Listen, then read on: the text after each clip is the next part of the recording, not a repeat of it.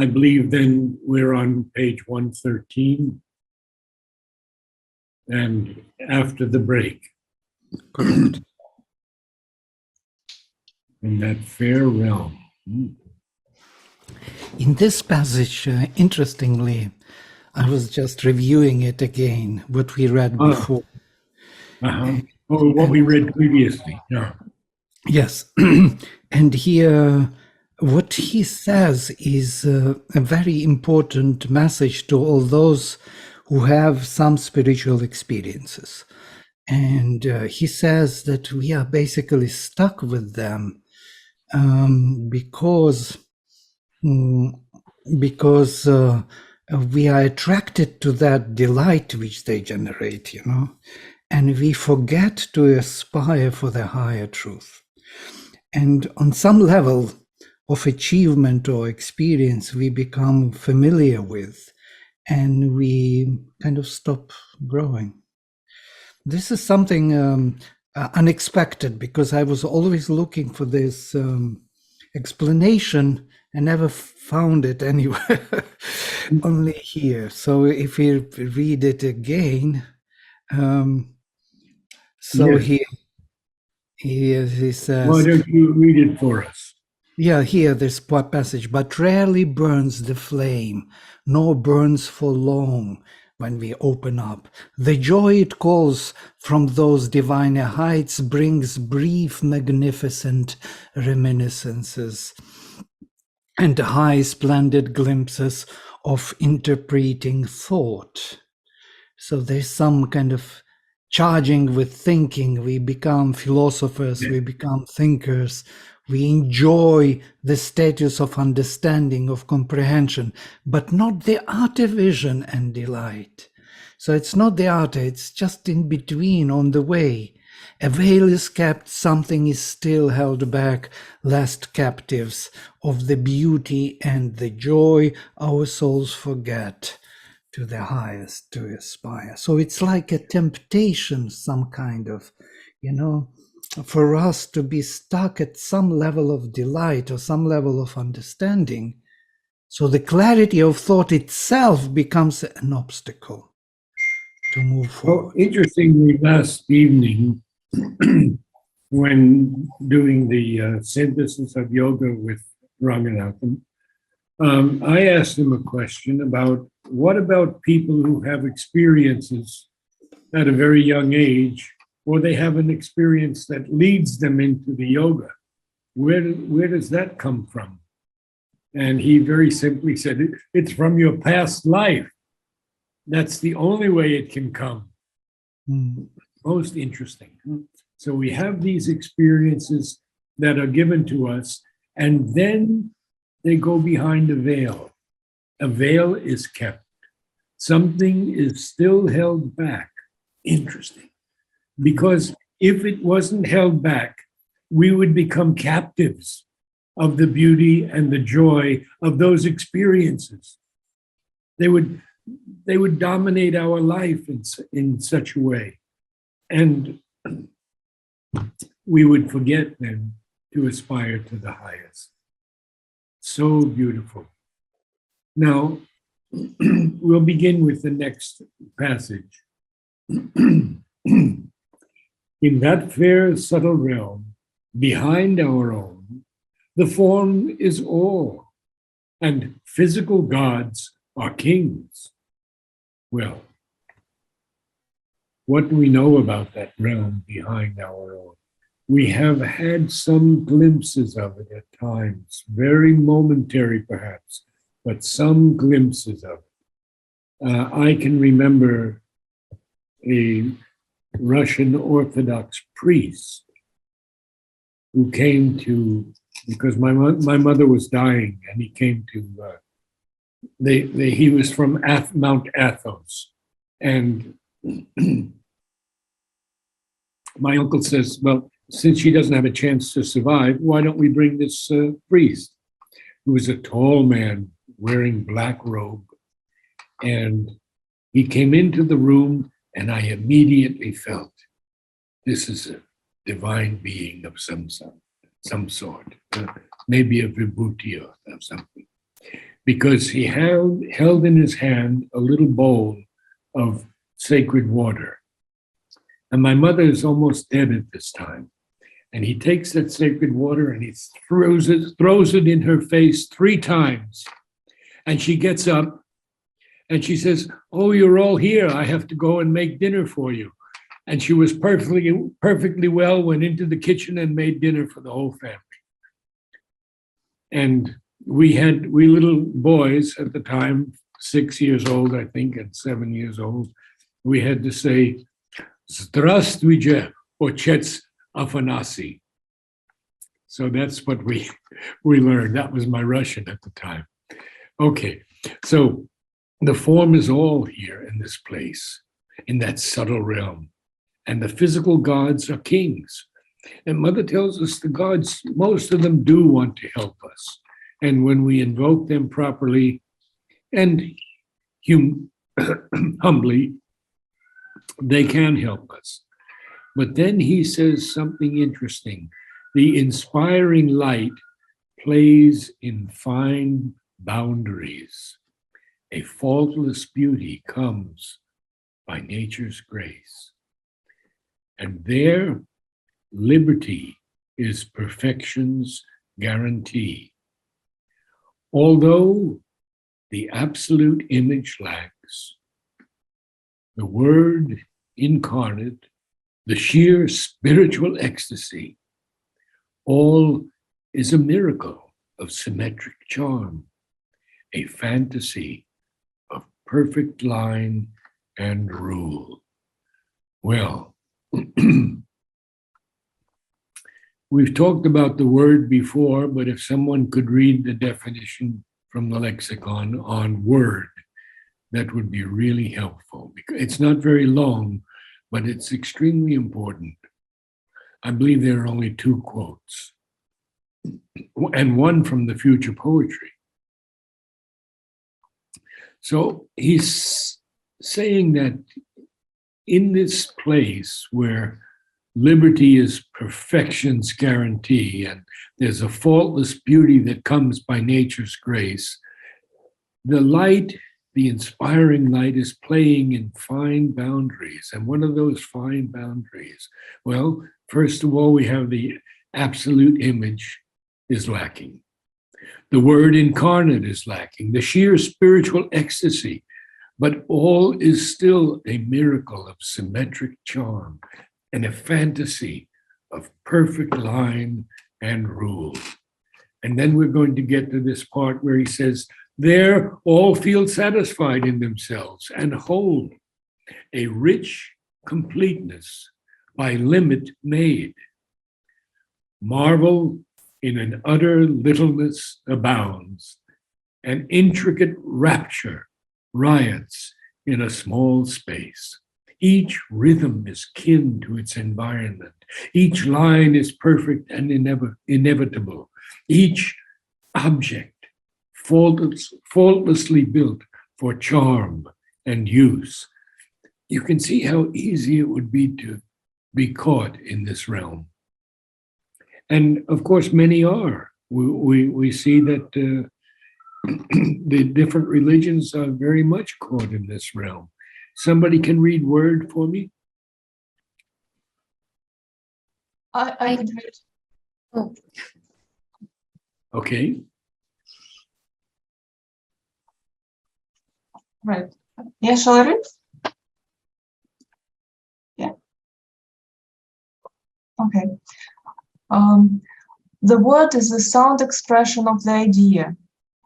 In the supraphysical plane, when an idea has to be realized, one can, by repeating the word, expression of it, produce vibrations which prepare the mind for the realization of the idea.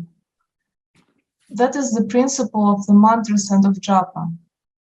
One repeats the name of the divine, and the vibrations created in the consciousness prepare the realization of the divine.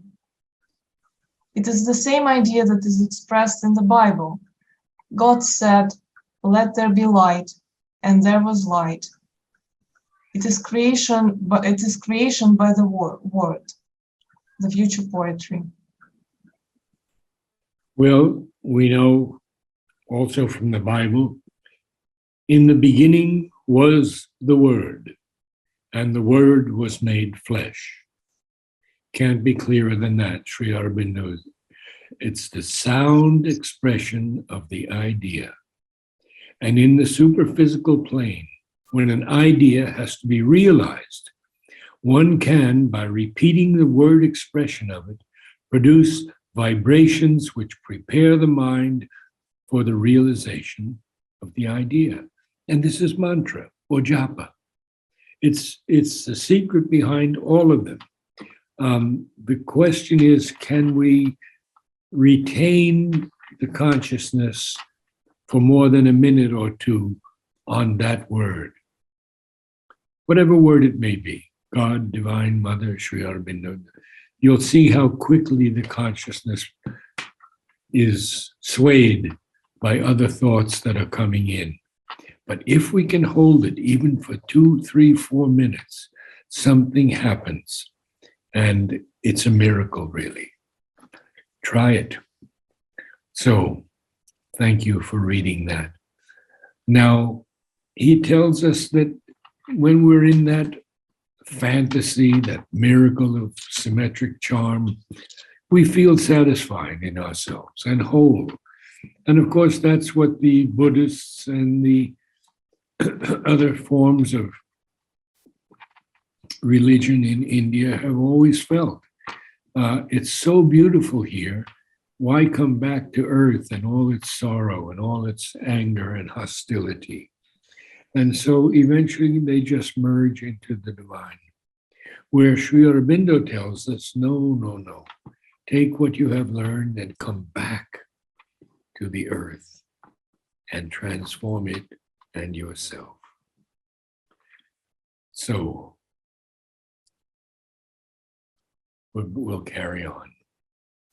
Intact, it lives of its perfection, sure, in a heaven-pleased, self-glad immunity. Content to be, it has need of nothing more. Vladimir, I'm sure that you can give us some thoughts from the Vedas on this, because, or at least from Indian philosophy and religion.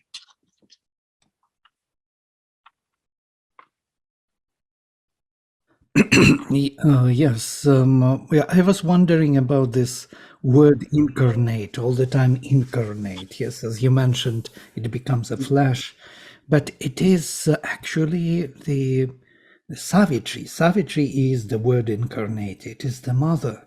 Yes, it is her power of consciousness which manifests the being, which incarnates the world or the divine in the world. And in that sense, of course, this word with capital and incarnate, most probably also capital, is this the higher power of consciousness which manifests. I was always thinking, why Mother is the word? But because she is that consciousness force which creates the worlds, yes, the creatrix.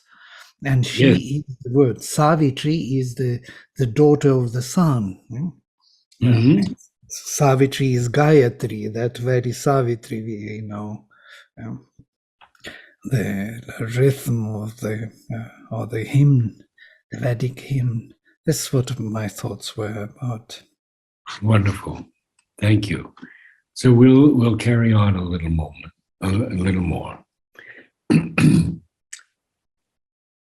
I'll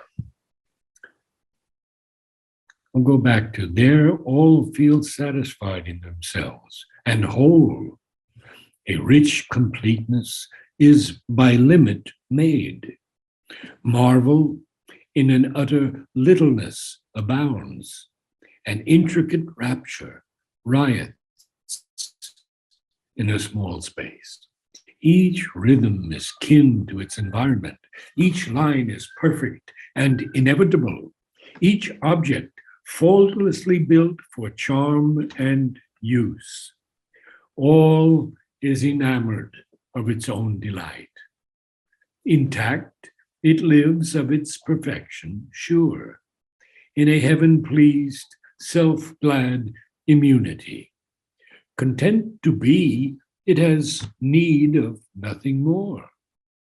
Here was not futile effort's broken heart, exempt from the ordeal and the test, empty of opposition and of pain. It was a world that could not fear nor grieve. It had no grace of error or defeat. It had no room for fault, no power to fail. Well, it is certainly not an evolutionary plane. We can see that. It's a heaven-pleased, self-glad immunity. It is content to be. It doesn't need anything more. And it's not that here was a futile effort's broken heart, because they are exempt from the ordeal and the test. That's a very important word. When one rises into these higher planes, I would say, even from the intuitive mind to the overmind, one is exempt from the ordeal and the test. Or if one must go through it, one goes through it in the sunlit way, the sunlit path. So we all have to go through things. But here is empty of opposition and of pain. And therefore it was a world that could not fear. It couldn't even grieve. And look at this line, Sri Aurobindo is so humorous here. It had no grace of error or defeat. There is a grace in error, and there is a grace in defeat, if we see it as a spur to future progress. Okay, we say that, we make some very, very serious errors, but there's a grace there. And Sri Aurobindo says there is nothing evil, truly, because the divine is within us. And through our faults, through our power to fail, he lifts us up and moves us along on the path. I'll continue. Out of some packed self-bliss, it drew at once its form discoveries of the mute idea and the miracle of its rhythmic thoughts and acts, its clear technique of firm and rounded lives, its gracious people of inanimate shapes, and glory of breathing bodies like our own. Very, very powerful. Inanimate, of course, is lacking the qualities of living beings, not even alive, basically. It's a figurative use, but it's a beautiful use. Gracious people. Of course they're gracious. They don't have any faults. And so out of some packed self-bliss, it drew at once its form discoveries of the mute idea and the miracle of its rhythmic thoughts and acts, its clear technique of firm and rounded lives, its gracious people of inanimate shapes, and glory of breathing bodies like our own. Ashwapati is amazed at all of this. He sees this divine world that is like our world in many aspects. But we're going to move on a little bit and see what he's going to reveal to us. Amazed, his senses ravished with delight, he moved in a divine, yet kindred world, admiring marvelous forms so near to ours, yet perfect, like the playthings of a god, deathless in the aspect of mortality. Wow. Aspect, of course, is the appearance of mortality.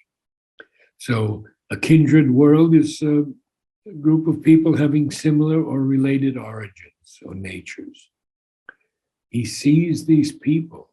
He sees this glory of breathing bodies that are even like our own. And he's amazed. His senses are ravished, overwhelmed with emotion, with delight. They're enraptured. They're seized by this. And he moves in this divine, yet kindred world, admiring these forms that are so near to ours, and yet perfect, like the playthings of a god, deathless in the aspect of mortality. Wow. I'll read a little bit more, and then I'd like to ask someone to read the whole passage, because I want all of us to feel what Ashwapati Sri Aurobindo is going through. In their narrow and exclusive absolutes, the finite's ranked supremacies throned abide. It dreams not ever of what might have been. There's a semicolon there because he wants us to tie into the next line. Only in boundaries can this absolute live.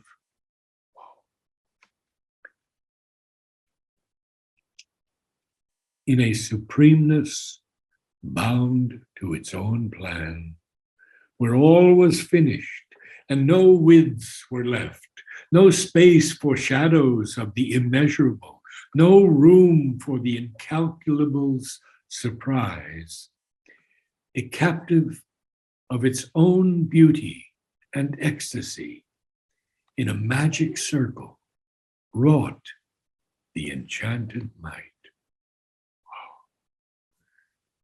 Well, many of these words of Sri Aurobindo's are now considered obsolete by modern dictionaries, or figurative at best. But Sri Aurobindo uses them to express realities that he has seen or experienced. He writes to Narad about this, I believe, and says that nothing in Savitri is written that I have not seen or experienced. Any comments? By the way, this is the realms of subtle matter. It is not very high from us. That's why he speaks about the divinity within the mortality. These are the statements like deathless in the aspect of mortality. He always he experienced the divine presence in the subtle physical. So in the subtle physical, the world is very different, very comprehensive, very harmonious. Our shapes, our relations are different. In the physical, they change. The physical world immediately introduces those inconscient realms and all the distortions by time and space. But in that realm, closest to the physical, the world is very different, and you could feel the presence of immortality and the divinity within. Even the pictures which Mother drew, you remember, of Sri Aurobindo and herself, where I think they were from that subtle physical world viewed. How Sri Aurobindo's face is viewed from that particular look. I just Don't know. This is the most puzzling for me, Canto, because he speaks so highly as if it is from the supramental plane and it is closest to the physical, because this is the ladder. He will go up. Yeah. Yes, but we're only in the traveler of the worlds now, and he is seeing this, but he is going to move on from it much higher. And so we Could be, because I really don't understand this canto, these beginning cantos. I really don't understand where they belong. you know that Mother and Sri Aurobindo are now in the subtle physical, and Yes, they are forming their supramental bodies there. yes, yes. And she Mother- already had that body in the subtle physical. She had that in the ashram, you know. Yes. So that subtle physical is an amazing world, yeah. It's closest to the physical, but kind of determining all the divine relations in the physical, but not intruding, as it were, but kind of holding it or something, giving it an opportunity to become something of that kind. Yes, and yet what he's speaking of here is that this world is not evolutionary, No. not at all. There is no room for the incalculable surprise, because in this world, one is a captive of his own beauty and ecstasy. And so, in this magic circle, the enchanted might works, brings into being. So now, it's about time. Can someone read the entire passage, and we'll and really read it and make us all feel this subtle physical realm. We're going to start with "in that fair subtle realm."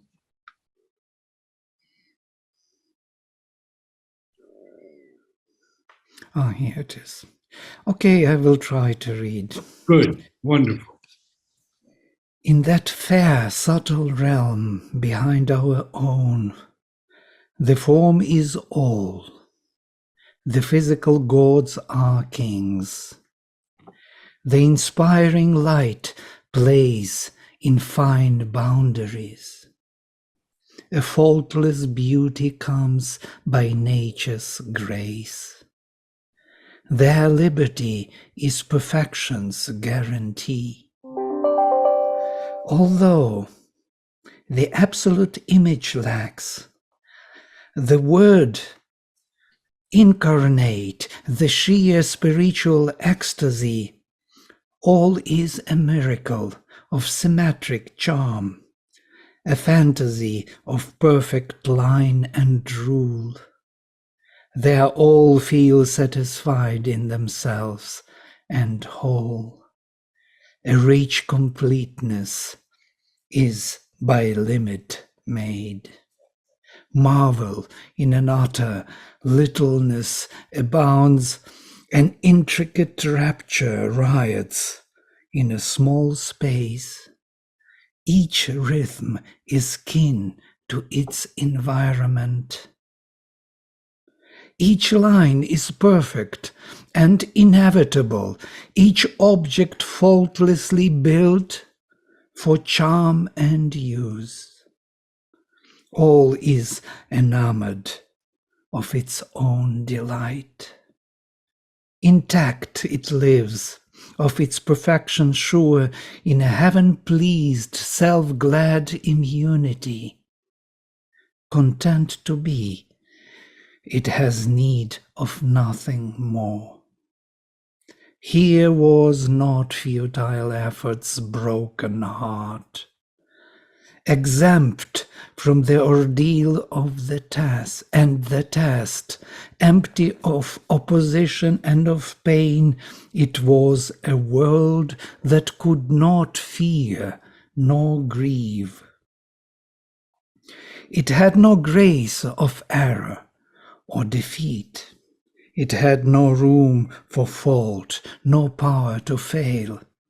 Out of some packed self-bliss, It drew at once its form discoveries of the mute idea and the miracle of its rhythmic thoughts and acts, its clear technique of firm and rounded lives, its gracious people of inanimate shapes, and glory of breathing bodies like our own. Amazed, his senses ravished with delight, he moved in a divine yet kindred world, admiring marvelous forms so near to ours, yet perfect like the playthings of a god, deathless in the aspect of mortality. In their narrow and exclusive absolutes, the finites ranked, supremacy's throned abide. It dreams not ever of what might have been. Only in boundaries can this absolute live. In a supremeness bound to its own plan, where all was finished and no widths were left. No space for shadows of the immeasurable, no room for the incalculables, surprise, a captive of its own beauty and ecstasy in a magic circle wrought. The enchanted might. Beautifully read, very beautifully read. I guess we'll close for tonight with that.